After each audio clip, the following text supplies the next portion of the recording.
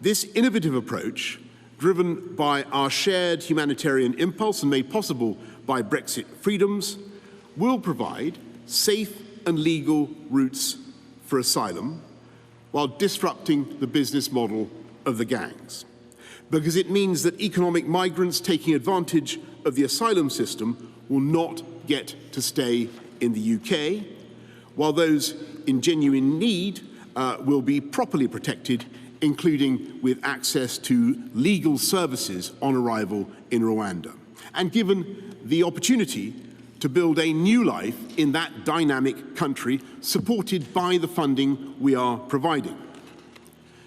The deal we've done is uncapped, and Rwanda will have the capacity to resettle tens of thousands of people in the years ahead. And let's be clear, Rwanda is one of the safest countries in the world, globally recognized for its record on welcoming and integrating migrants. Later this year, it will welcome leaders from across the Commonwealth. And before the pandemic, in 2018, the IMF said Rwanda was the world's fourth fastest growing economy. We're confident that our new migration partnership is fully compliant with our international legal obligations. But nevertheless, we expect this will be challenged in the courts. And if this country is seen as a soft touch for illegal migration by some of our partners, it is precisely because we have such a formidable army of politically motivated lawyers who for years have made it their business to thwart removals and frustrate the government. So I know that this system will not take effect overnight, but I promise that we will do whatever it takes to deliver this new approach. Initially within the limits of the existing legal and constitutional frameworks, but also prepared to explore any and all further legal reforms which may be necessary. Because this problem has bedeviled our country for too long and caused far too much human suffering and tragedy. And this is the government that refuses to duck the difficult decisions. This is the government that makes the big calls, and I profoundly believe there is simply no other option. And I say to those who would criticize our plan today, well, we have a plan. What is your alternative? Now, I know there are some who believe we should just turn these boats back at sea. But after much study and consultation, including with Border Force, the police, National Crime Agency, and military maritime experts, to whom, by the way, I pay tribute for all the incredible work that they do dealing with this problem as things stand, it's clear that there are extremely limited circumstances when you can safely do this in the English Channel. And it doesn't help that this approach, I don't think, would be supported by our French partners. And I've got to say to you that relying solely on this course of action is simply not practical in my view. And I know, of course, that there are others who would say we should just negotiate a deal with France and the EU. And we've made repeated and generous offers to our French friends, and we will continue to press them and the EU for the comprehensive returns agreement that would solve this problem.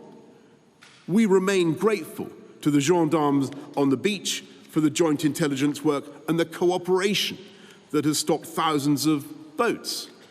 We would like to deepen that work, and we continue to believe that a deal with France and the EU is in the national interests of all our countries.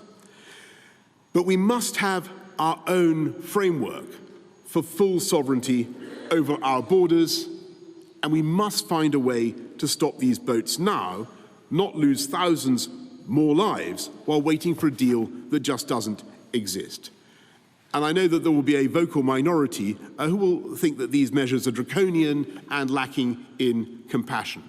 And I simply don't agree.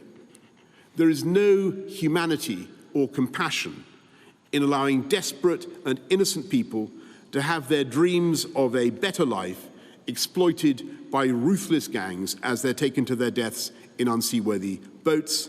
And there's no humanity or compassion in endlessly condemning the people smugglers, but then time and again ducking the big calls needed to break the business model of the gangs and stop these boats from coming. And there's no humanity or compassion in calling for unlimited, safe and legal routes, offering the false hope of asylum in the UK to anyone who wants it, because that is just unsustainable. There are currently 80 million displaced people in the world, many in failed states where governments can't meet their aspirations. In an era of mobile connectivity, they are a call or a text away from potentially being swept up in the tide of people smuggling. The answer cannot be for the UK to become the haven for all of them. That's a call for open borders by the back door, a political argument masquerading as a humanitarian policy. And those in favour of this approach should be honest about it and argue for it openly. We reject it, as the British people have consistently rejected it at the ballot box, in favour of controlled immigration. We simply cannot have a policy of saying anyone who wants to live here can do so. We've got to be able to control who comes into this country and the terms on which they remain. And we must do this in the spirit of our history of providing refuge. And in that way, we can more than play our part in offering sanctuary to thousands fleeing persecution.